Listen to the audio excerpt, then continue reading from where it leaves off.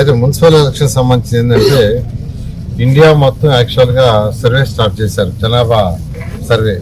అది ఈ జనవరి 1 నుంచి ఈ యొక్క 26 డిసెంబర్ వరకు ఉంటుంది. అది ఇండియా మొత్తం. ఈ పీరియడ్లో ఎటువంటి డీలిమిటేషన్ చేయకూడదని కేంద్ర ప్రభుత్వం ఆదేశించింది.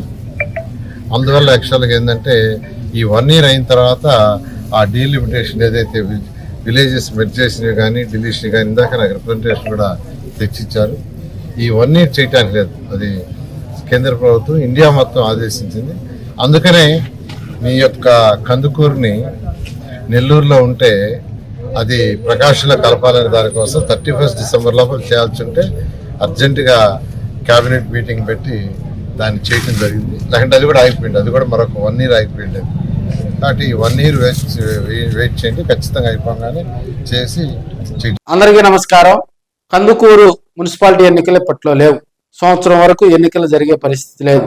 కందుకూరు ప్రజల చిరకాల స్వప్నం అయినటువంటి మున్సిపాలిటీ ఎన్నికలపై మంత్రి నారాయణ ఈరోజు కందుకూరు నియోజకవర్గంలో మాట్లాడటంతో కందుకూరు నియోజకవర్గంలో ఉన్నటువంటి ప్రజలు ఓ కొంత మరి ఒత్తిడికి లోనయ్యారని తెలియజేసుకోవచ్చు. ఎందుకంటే కందుకూరు మున్సిపాలిటీగా రూపాంతరం చెందిన దగ్గర నుంచి కూడా ఇంతవరకు అక్కడ ఎన్నికలు జరగకపోవటం, ప్రస్తుతం జనగణన 26 జనవరి నుంచి కూడా 2026 డిసెంబర్ వరకు కేంద్ర ప్రభుత్వం ఈ జనగణన సంబంధించి మరి ఈ లెక్కింపు ప్రక్రియ జరుగుతూ ఉంది. అదేవిధంగా కులగణన ఇవన్నీ ప్రాతిపదికను కూడా ఎక్కడా కూడా మరి కొత్త డీలిమిటేషన్ చేయడానికి అవకాశం లేదు. కందుకూరు మున్సిపాలిటీ ఏర్పడిన తర్వాత కూడా ఇంతవరకు అక్కడ మరి మున్సిపల్ సంబంధించినటువంటి కమిటీ కొలువు తీరకపోవటం కందుకూరు నియోజకవర్గ ప్రజలను కూడా ఇటీవల కోర్టు వివాదాలు ఉన్న నేపథ్యంలో వాటిన్నింటినీ పరిష్కరించుకొని మరి ఎన్నికలకు వెళ్లే సమయంలో కూడా కందుకూరు ప్రజలకు మరి ఆ ఆశ తీరలేదని కూడా తెలియజేసుకోవచ్చు.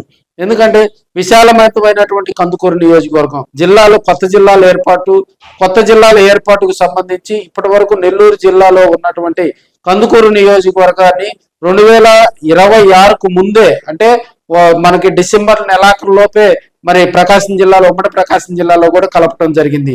ఈ ప్రాతిపదికన కనుక చూసినట్లయితే కందుకూరు మున్సిపాలిటీకి కూడా ఎన్నికలు జరుగుతాయని అందరూ ఆశపడ్డారు. సో కందుకూరు మున్సిపాలిటీ ఎన్నికలు జరిగితే అక్కడ కమిటీ కొలువు తీరుతుంది. రాజకీయంగా కూడా అది కొంత కందుకూరు ప్రజలకు ప్లస్ అవుతుంది. శరవేగంగా కూడా కందుకూరు నియోజకవర్గాన్ని బడ్జెట్ కేటాయింపులు చేసుకొని శరవేగంగా అభివృద్ధి చేసుకోవచ్చని వారు దానికి సంబంధించి కూడా ఆశపడ్డారు.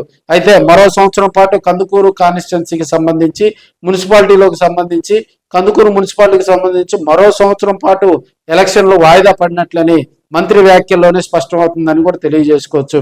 అయితే దీనికి సంబంధించి 50 కోట్లు ఇప్పటికే కందుకూరు అభివృద్ధికి కూడా మరి సీఎం మాట ఇచ్చారు.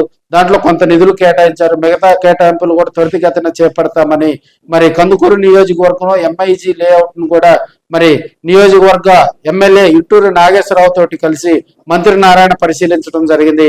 అక్కడ అందుతున్నటువంటి వసతులు, అక్కడ నిర్మాణాలు వాటన్నిటిని పరిశీలించి ఆయన సంతోషం వ్యక్తం చేశారని కూడా తెలియజేసుకోవచ్చు.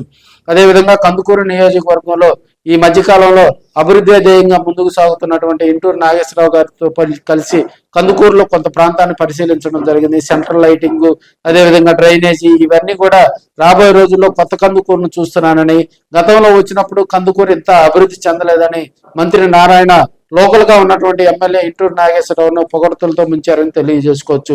అదేవిధంగా రాబోయే రోజుల్లో కందుకూరు మున్సిపాలిటీ ఎన్నికలు కనుక జరిగితే అది ప్రభుత్వం అడుగు ముందే కేసి మరి ఎన్నికలు కనుక జరిపితే కందుకూరు ప్రాంతం కూడా అభివృద్ధి చెందుతుందని ప్రజలు ఆశపడతా ఉన్నారు. అదేవిధంగా నియోజకవర్గ అభివృద్ధికి సంబంధించి లోకల్ గా ఉన్నటువంటి ఎమ్మెల్యే చేస్తున్నటువంటి కృషిని అక్కడ పొగట్టడం జరిగింది. అదేవిధంగా కందుకూరు కాన్స్టిట్యున్సీ ప్రస్తుతం ఉమ్మడి ప్రకాశం జిల్లాలో మనకి అడాప్ట్ అయింది కాబట్టి కందుకూరు నియోజకవర్గం మాత్రం ఉడా పరిధిలో ఉండదు, అది నెల్లూరు పరిధిలోనే ఉంటదని ఆయన స్పష్టం చేయడం జరిగింది. దీనికి సంబంధించి నియోజకవర్గం ప్రస్తుతం నెల్లూరు నుడా పరిధిలో ఉంది. సో ఒంగోలు ఉడా పరిధిలోకి అది ఇంకా రాలా. సో మనకి నియోజకవర్గ అభివృద్ధి కూడా నుడా నుంచి నెల్లూరు దానికి సంబంధించి కొన్ని నిధులు కూడా కేటాయింపులు చేస్తామని, త్వరలో త్వరితగతిన కూడా దాన్ని ఉడా పరిధిలో కలిపేలాగా కూడా చర్యలు తీసుకుంటామని ఆయన తెలపడం జరిగింది. ఏదేమైనప్పటికీ కూడా రాబోయే రోజుల్లో కందుకూరు నియోజకవర్గ ప్రజల చిరకాల స్వప్నం కూడా మరో సంవత్సరం వెనుకబాటుకు గురైందని మనం తెలియజేసుకోవచ్చు.